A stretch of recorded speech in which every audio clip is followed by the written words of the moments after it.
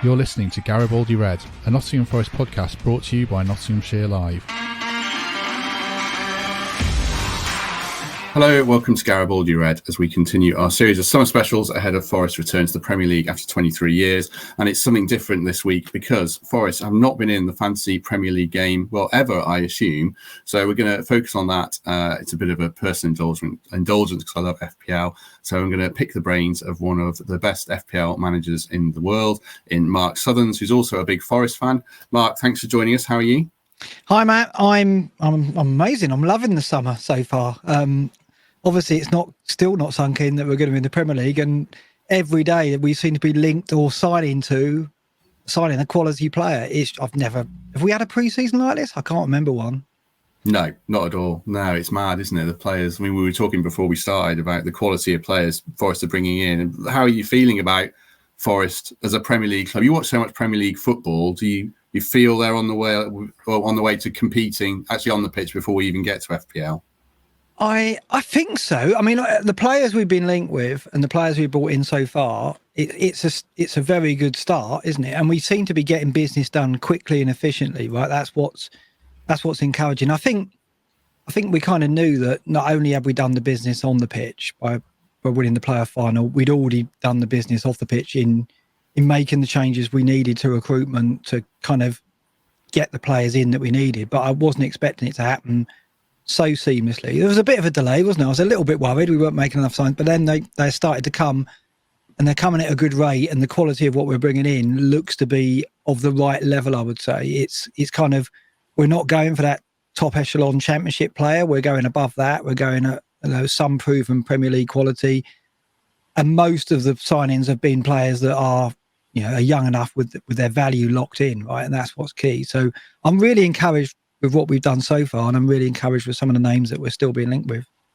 A brief apology for those who are watching. I look like hell because I've got COVID and my hair's an absolute mess, and I've been exiled to the spare room for last week. So you'll see a signed 2011 shirt, I think that is there. So I've got my wife exiled all my memorabilia here as well recently. It was on the stairs, but it's been moved now. For those who are watching on YouTube. Is it moving around the house? It's eventually going to end up in the loft, isn't it, Matt? That's it. Yeah, I think so. Unfortunately, I think you're right.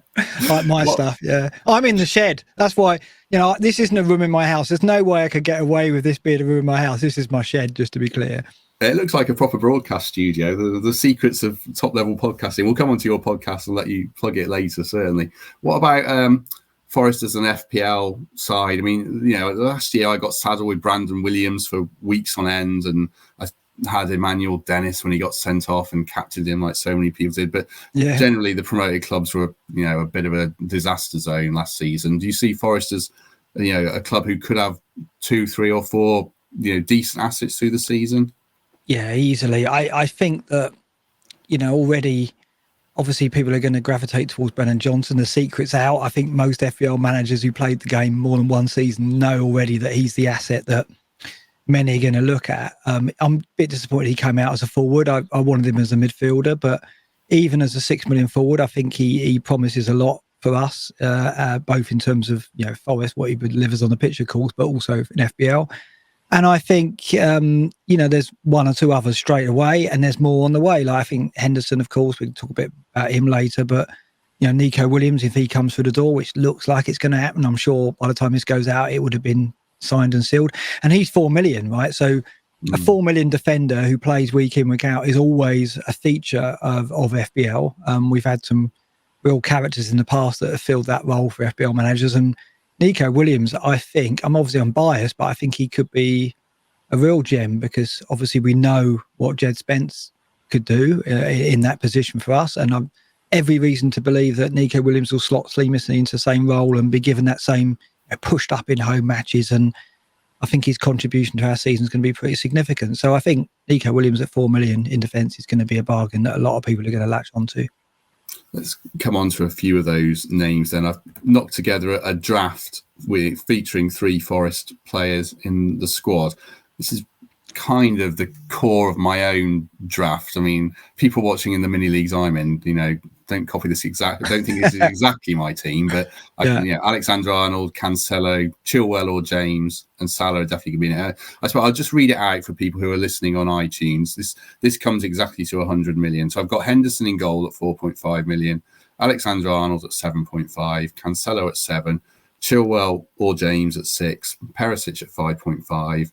Salah at 13, Maddison at 8, Martinelli. I really hate that pick. I don't know why I put him in. I don't know how many minutes he's in there. Martinelli at 6, Saka at 8, Haaland at 11.5, and then I put Brennan in at 6. That's the starting 11. And I've got Olsen 4 million, Williams 4 million, Pereira, who's probably going to Fulham at 4.5, and Cameron Archer at 4.5 to make up a team. I do indulge myself a little bit. Does that look like a decent enough squad to you there, Mark? Yeah. How long have you played FPL? Because that is not a first draft of someone who's inexperienced. That is a pretty good first draft. So I played last year was the first year I played because I had my had my gallbladder out, and so was all play FPL come into our league, and I got obsessed with it. So I started watching your FPL Black Box about Christmas time. Excuse me, with all the COVID cancellations, I didn't know what I was doing. And then I ended up finishing 62,000 in the world, which seemed pretty decent for my first go. Yeah, very decent. Yeah, I got well into it. So that's the core of it. And I've just watched your colleague Az pick a draft on Fantasy Football Scouts. So I do get a bit too into it later in the season. I've tried to stay away for the last few weeks, but once the prices came out, couldn't really avoid getting sucked back in. So what do you think of that? It's a rabbit hole, isn't it? Once you start, you realise what material is out there. So much content, you can just go down that rabbit hole. Yeah, I mean, I think it's a really competent first draft. I think the only player that leaps out to me, well, there's a couple. You're right, Martinelli might not be a great pick, but having said that, with the 5 subs rule, I think he's going to get on the pitch every game. Maybe Saka and Martinelli is overkill. Maddison, I think they've got poor fixtures to begin with. I think Leicester. So that's the one slot that I'd probably rethink maybe. But overall, it is, you've got a lot of the kind of community pick, so to speak, in that you're on Pereira before he goes to Fulham. You're on Nico, of course, as I said, the 4 million pick. And, I think Haaland and Johnson will be a very popular front two amongst the community this season. I'll tell you, I might switch Archer for Liam Delap as well. Yeah. And then Maddison, I think, might become Grealish. I mean, we'll go on to forest players, and we're going off on a tangent. I think Grealish is going to have a good year. Do you think that may be a second season thing under Pep for him at 7 million? Yeah, I'm seeing a lot of that. I don't know what that's based on. I don't know. It's pretty odd. Me. Yeah, I think I'm seeing a Grealish in a lot of first drafts, and it stands to reason there's going to be an improvement because he was so disappointing last season, having absolutely blown people away for Villa, and he got me a lot of points when I got him in, and I got him in early when he was at Villa last season, the season before last rather. But yeah, I guess he is going to improve, and I think it's very difficult to get a City player in other than Haaland in attack. It's Mahrez perhaps, but we've stung by him a lot. If you played FPL a lot, you know how inconsistent Mahrez can be. Foden as well. It's so difficult to nail down that City midfielder that not only is going to start every game, but he's going to actually perform. I guess for the 5 subs again, you're going to see a lot of Grealish on the pitch because he's either going to start or be brought on. But I don't know. I think there's some good players around his price point that I kind of prefer. A lot of people are looking at Neto at Wolves because of their fixtures, and he's underpriced at 5.5. I think that, I think almost like Mahrez could be a better bet. If it depends on, we've got to look pre-season. We've got to try and do the impossible, which is like read Pep's mind with his team sheets. I think like Palmer as well for Man City. He's 4.5. He's going to be a player that I think Pep will want to bring into the first team picture more often.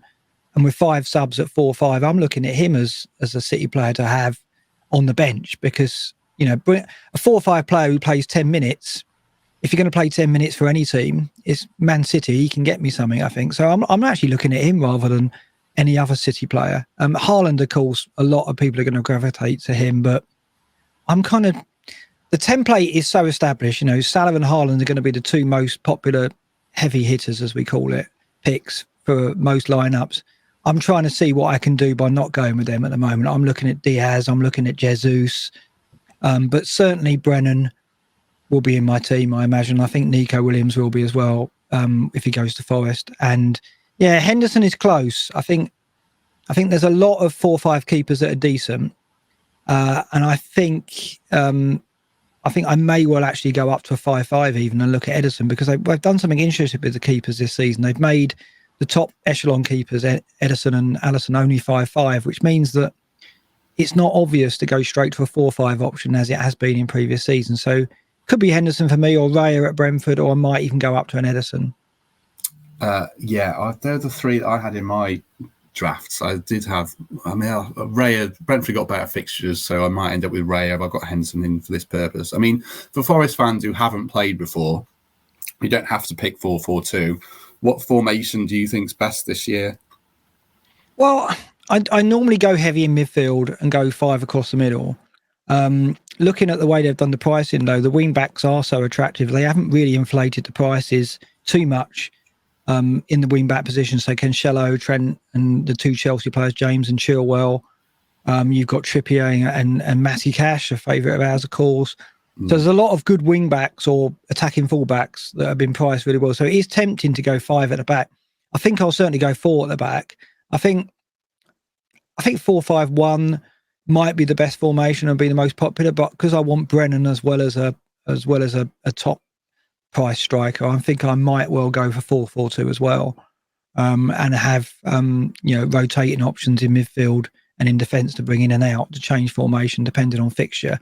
That's probably what I'll do. So 4-4-2 with the flexibility to move to 3-5-2 or 4-5-1, basically. Because of Williams at 4 million, and because I'm biased and would want him if he's at Forest, I think I'm going to be tempted into going him and then going 4 of the more expensive defenders with Williams, and then go 5 midfielders that I think can play if I need them, and probably Brennan and one expensive striker up top with a cheaper striker. So I'll have the flexibility to go either 4-4-2 or 5-4-1, depending on fixture, really. I mean, I want to play Brennan week in, week out, though. This is the thing. It's a head versus heart debate that we're going to have all season now. I'm not used to having this. In many ways, FPL kind of replaced my Forest obsession, and I never really thought the beams would ever cross. I actually never thought that I would be in the position that I'm in this season, where my obsession with Forest would overlap with my obsession with FPL and get in the way. And it is going to, I think. And the big question is it going to mean that I do worse because I'm too loyal to Forest players when I shouldn't be? Probably. But I'll gladly take that on the chin just to enjoy it. You mentioned Brennan. You're not put off then that he's not he should have been a midfielder, I think, but you're not put off that he's listed as a forward. No, I think that, last season was the worst season we've ever seen for forwards in FPL. I mean, a lot of them struggled. And then, in the end, Pookie and Tony did well without actually excelling. I mean, they both kind of came in the top 4 or 5 strikers over the season in FPL just by grinding out the goals and assists that they did. So no one did particularly well up front. Obviously, Kane was a standout. This coming season, we've obviously got Haaland in the mix, and a lot of FPL managers are going to look at them. I think, a 6 million or a 6-5 striker is going to be a popular. And I look at Awani and I look at Johnson, and I think one of those two, I think, will find their way into a lot of FPL. I think Brennan is more than capable of getting 10 goals, 10 assists. I think I saw you talking about that with Temps about what do you think he'll get. Yeah. I do think that 10 goals, 10 assists is obtainable for him. I think, we've got to expect he's going to kick on every season. Every season we're going to see an improvement. And I think that while he'll come up against a better class of defender, I think that his level of improvement will be enough to compensate for that. And we'll see the kind of returns that we saw last season. He isn't going to get 18 goals, but I think he'll get double figures. And there's always his quality is his end product. And this is what I'm telling people who don't know him, right? He's not necessarily a very flashy player, but his end product, the quality of his finish or the final ball is often on point. And I think that will mean he will get returns.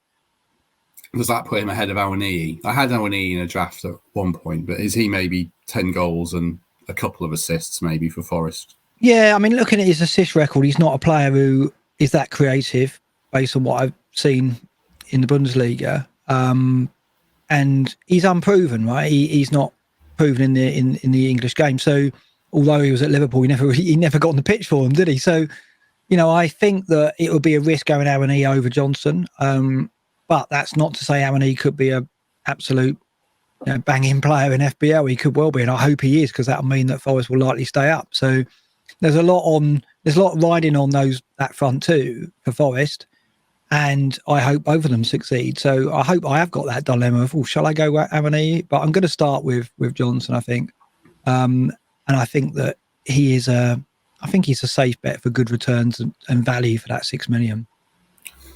Anyone else from Forest that leaps out? I suppose. Before we started to add out a couple of names, Ryan Yates is one. He got 9 goals last season, but 5 million feels maybe like he's $500,000 overpriced. Yeah, if only it had been 4-5, I think he would have been like my 4-5 option to volunteer to people. But I think obviously there's a lot of questions over how he will adjust to the step up. Not so long ago we were wondering if he was championship quality, and he proved us all wrong by getting in the team of the season and excelling last year. Like you say, 9 goals, 7 from set pieces, I think more than any other player in the championship. So he's got that set piece threat, which no matter what level you're playing at, could get in returns, right? If we can get someone who can deliver to Ghana's quality, then Yates will be a problem for many teams in set pieces again, because he's got that time in the runs, he's good in the air.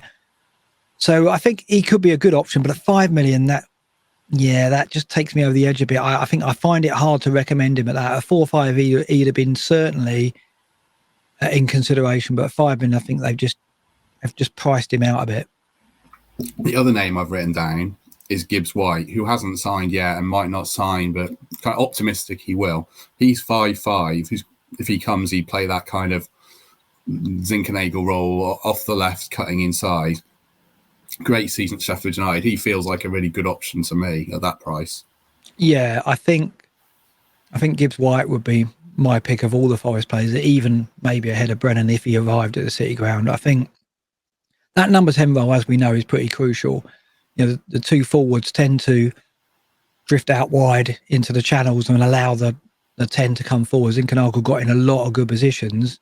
I think one of Zinchenko's weaknesses was his end product. He often missed opportunities or missed that final ball. And I think Gibbs White is a significant step up in terms of quality. If we got him in, I think he's going to be a great asset for Forest, and I think that will translate to FPL returns as a result. So 5.5 is a good price as well.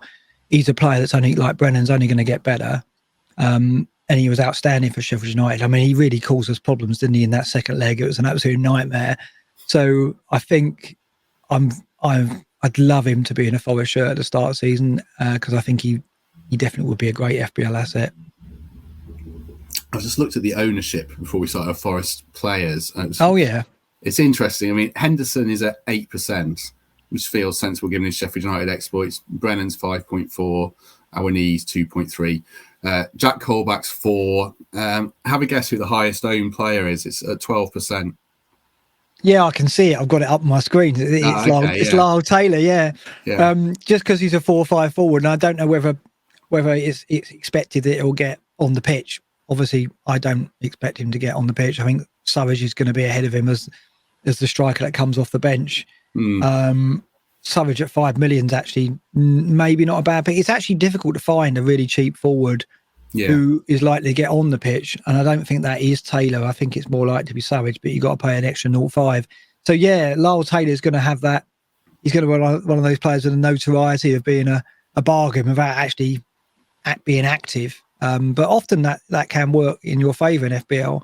I remember having Colin Quaynor for Huddersfield when he was in the Premier League, and he hardly ever threatened points. He didn't even start a lot of matches, but because he was cheap, he enabled me to spend elsewhere. And so that's what Lyle's doing for people there. He's enabling people to spend their money elsewhere, and that they'll hope that he plays some part if they ever need him to come off the bench. But I can't see it. What about? I mean, you mentioned Surridge is an interesting shout, isn't he? At 5 million, coming off the bench, he's a finisher off the bench, and with the 5 subs, I mean, he's not the worst pick, is he? At 5 million? No, I don't think so. I think like he's going to improve as well. I mean, we saw he took his opportunities brilliantly when he came into the team, and he's the type of forward where he can come on and in 15 minutes take an opportunity, take a chance. He's got that level of finishing. I think we need to see who else Forest are going to recruit in that area. There's talk that we could be bringing in another forward. If we don't, if we go into the season with Aaron Johnson and Surridge as the main backup, then I think absolutely 5 million might be a decent punt. But to be honest, I think Forest are going to be one of those teams where you don't want to tie up the free slots, because I do actually think of all the teams, certainly compared to Fulham and Bournemouth, we will have at least 3 players that you'll want over certain periods of the season. So going with Surridge is a good option, but actually I'd want to keep my 3 Forest slots open so that I can react to form and fixture. And there might be parts of the season where I have 3 Forest players. Probably won't at the start. I'll probably just have Brennan and one other, but I couldn't, it depends how we do. I think, FPL managers react to form quite early. And although we've got a tough start, we've got that little spell, haven't we, after 5 or 6 game weeks where we've got a run of games where we could pick up some points, and we hope to. And if we go into that with a little bit of form, a little bit of promise, which I hope we do, then I think we'll see a lot of teams with 3 Forest players around that time. Yeah, I've got the first 6 here, which, I mean, it does put people off in a way, but Newcastle, West Ham, Everton, Spurs, Man City, and then the Bournemouth, Leeds, Fulham run, Villa, Leicester, Wolves. I think that's where it really kicks in. I mean, do you think it's a bit of a heavy heart thing again, but maybe you do avoid Forest those first 5 games, then you jump on them? Or is it better to get in early and try and use them as a differential if they do surprise a few people? I think we're bringing in so many players, and it's likely, isn't it, that Newcastle game, we're going to have, 6, 7, 8 new signings on the pitch? Yeah. And although I've got every faith in Steve Cooper, and he is obviously a fantastic manager and coach, it's a big ask to get 6 or 7 players gelled in your starting lineup for day one away at Newcastle. I think we're going to start fairly slowly. If we can pick up some points over those first 6 games, I'll be delighted, because I think it will take us 5 or 6 games for Cooper to get, the squad together and gelled as one and understand the way he wants to play. If we were bringing in 2 or 3 new players, I wouldn't be so worried, but the level of change that we're bringing in, I mean, it's great because we needed that improvement in quality, but to start the season with 7 or 8 new players on the pitch, I think it's going to take a while for them to get used to what Cooper wants and the style of football he wants from them. So I think it's going to take, a month, 6 weeks before we see the Forest that we really know. So we've got to be patient. And because of that, I kind of will likely just go forward with Brennan. I'll probably have Nico Williams because he's 4 million and he can be on the bench. But I think it'll be some weeks before Nico Williams makes it into my team, because I think it's going to be some weeks before Forest settle down and have that pattern of play that we saw last season. I think the advantage we've got over Fulham and Bournemouth is I think we've got a definite system of play, a definite style of play that Cooper wants. I think and hope he's not going to change that. I hope that we're going to go, certainly at home, we're going to attack teams and, maybe sit back and let them have possession of the ball, but attack really swiftly and play the kind of football we saw so often last season. But it's going to take a while for us to get into that groove again because of the number of new faces. I can put you on the spot. I suppose these players come in brackets, don't they? If I throw a few names at you, it's a bit head versus heart again. I mean, if it was a pick between... Is that a police car going past my house? Let that go in case people can hear that. 1 sec. Blimey, is it? Or an ambulance? It's a fire engine. Oh, my God. Okay, I live in a sleepy village. We don't get that very often. So, 3 names in goal. If I would say Henderson, Raya or Sanchez at Brighton, who's the best pick there for you in that 4.5 million bracket? I think I would go Raya because of the fixtures. I think Henderson was like the second best keeper when he was at Sheffield United. He got 160 points, 13 clean sheets, I think, 97 saves. So he will get his points from from saves and from bonus points, because saves generate bonus points. So if I think Forest look on track to keep 10 plus clean sheets, Henderson is definitely could emerge as the best 4.5 option. Right now, sitting here now, I think I'd be happy with 7 or 8 clean sheets from Forest. Now, that's head ruling heart. If I was saying heart over head, I would say, oh, Forest are going to get 12, 13 clean sheets, but I think that's optimistic at the moment. I think early on, I mean, Cooper's more or less building a new defence from what I can tell.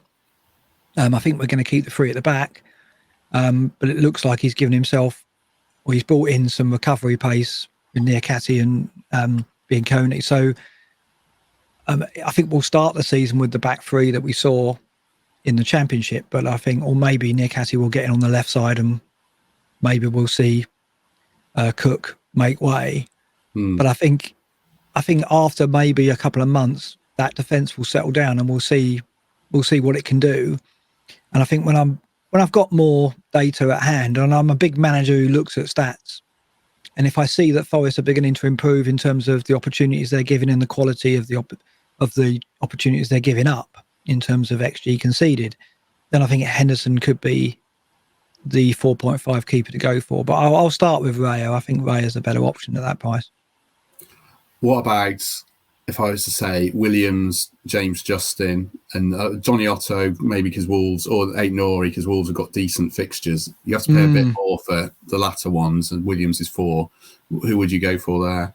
Yeah, I think Johnny's like, I'm tempted to go with him because of the Wolves fixtures. I mean, the Wolves are a defensive team, and as we know, we're not really a defensive team. We defend well, but we're not match after match sitting back and offering very little going forward. Wolves did that for periods last season. They didn't look interesting going forward at all. It was like they were relying on the counter and they didn't have quite enough on the counter. This season they got Neto. I don't think Traore will make it into the first 11, but Neto is a big plus for them, getting him back fit. He came back last season but didn't look totally fit, but I expect him to be sharp this season. So he's a good pick. And I think Wolves again will play largely on the counter, and they've got a good keeper and a good defence. They've lost Saiz, but I think they've got enough to fill that gap. And I think Johnny, as we saw last season as well, he ended it well. He actually got forward quite a bit in the wing back role, got a couple of goals. So I think Johnny at 4-5 is a great option. But the reason why Nico Williams is so attractive is because he's 4 million, right? And so you bring him in as a 5th defender. You don't play 5 at the back. It gives you a while to see how Forest settle and see whether or not you want to play 5 at the back and bring Williams into your team. But in the meantime, he can sit on your bench. So that's why I think that's so attractive, and that's where I would go. So like for like, if I was choosing a player to get into my FPL 11, it would be Johnny. But if I was choosing a player to get into my squad from the start, it would be Nico. We're talking as if he's there already. Perhaps he is by the time this comes out. But yeah, right now, we'll go with him. Yeah, if the deal collapses, then people are going to be really annoyed at us watching this. Absolutely.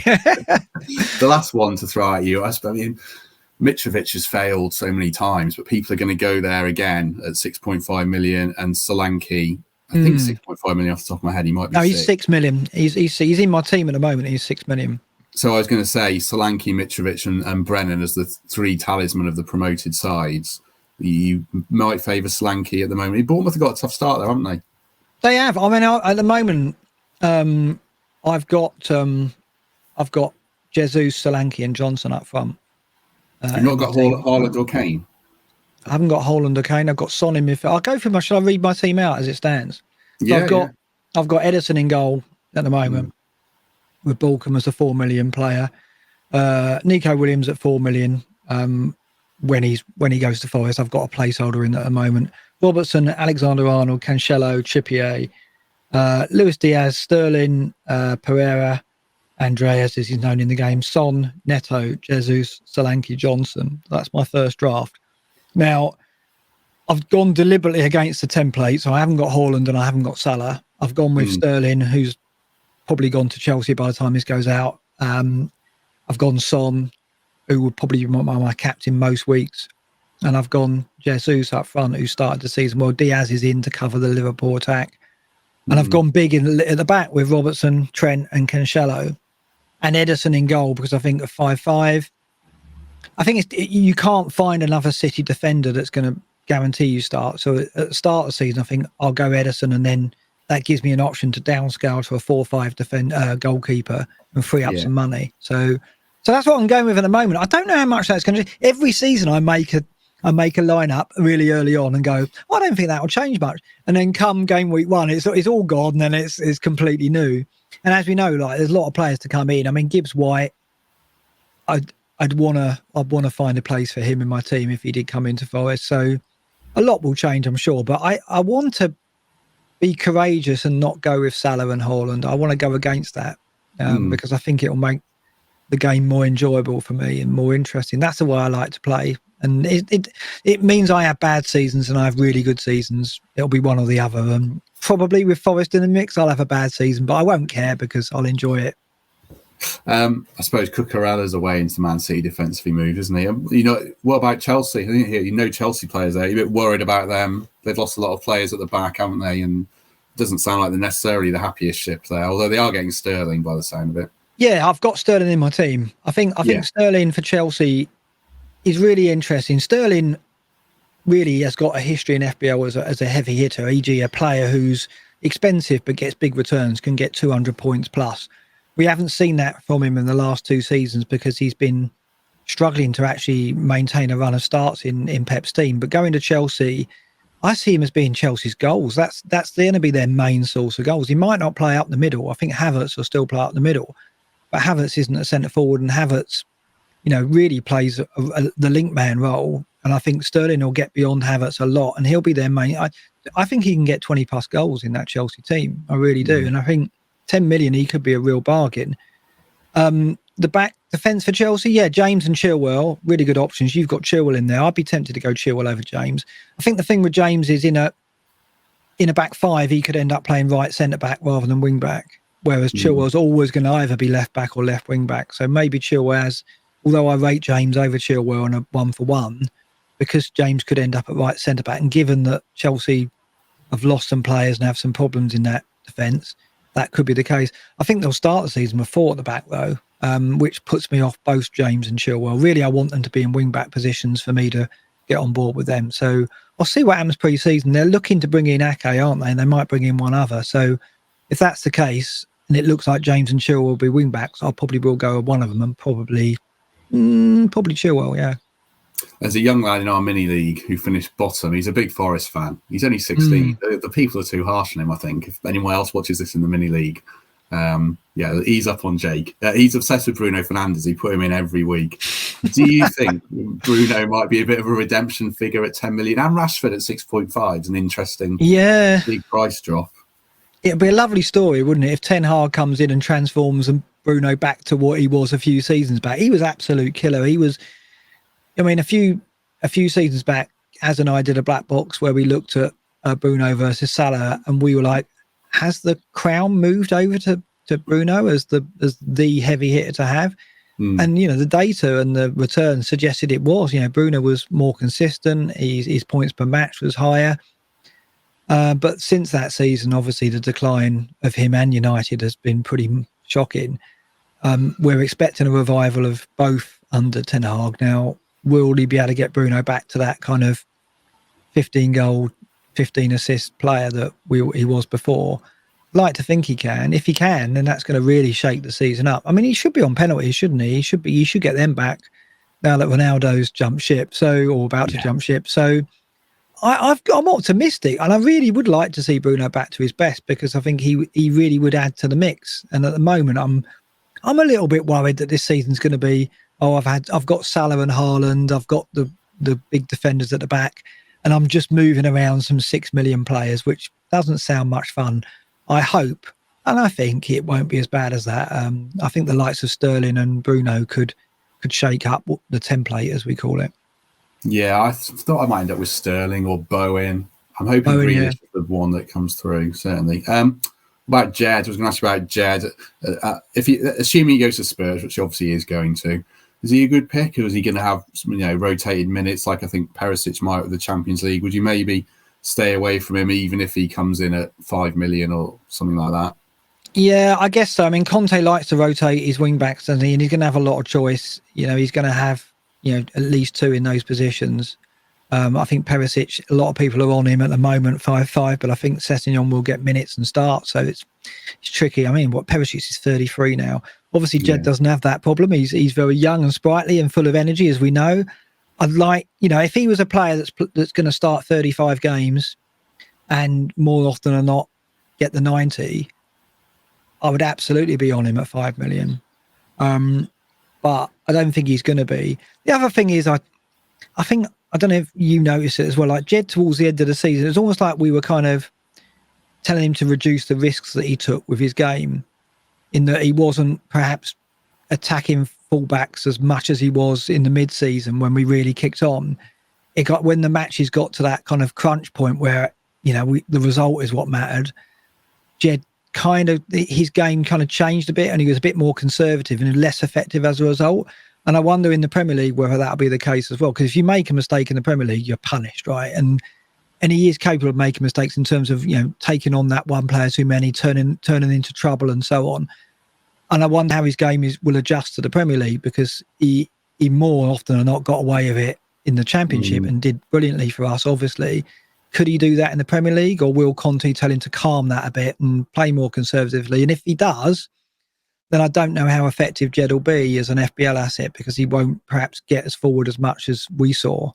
So the jury's out on Jed really in the Premier League, I think. I think Spurs will feel that as well. If they get him, they'll obviously have seen what he did for us, but I think they'll be wondering, well, does that translate to the Premier League? And I think maybe it won't translate directly. I think it will take a few seasons for him to settle at that level and play his normal game, because I define his normal game as being a marauding wing-back, but can he go up to that level and be that immediately? I don't think so. Well, hopefully people have enjoyed this and found it interesting. If they're new to FPL and want to get more involved and take it seriously and have a bit of a leg up in winning their mini league, I did last year. People will be annoyed that if they know I got so involved. That's how I won 50 quid. You guys helped me. Tell us about Black Box, which you do, which really drills deeper down into the numbers and the keys to success of the game. I do a kind of YouTube, which we turn into a YouTube stream, which turn into a podcast every week. We go out normally Wednesday or Thursday. I think we're back back in the pre-season now when this goes out. So fblblackbox.com, you can go to the website and have a look, and that links to the podcast and the stream. So as and I do, we do about 2 hours. I mean, don't let that put you off, but we do far too long, and we get into day 2 and we go into a lot of depth. So we're known as kind of like the long game stream or podcast out there. So if you really get into it, we're certainly one to pay a visit. But there's so much content out there. It's the FPL scene is absolutely massive now and fanatical, as you probably found out last season. I'm actually also part of an events team who put on a live event every season, every pre-season, and that's like a fancy football fest. So we meet in person, and we get we do one pre-season. There's one on the 5th of August, so on the Friday of deadline down in London, where we get 200-300 fancy football managers will get together and pick their teams right up to deadline.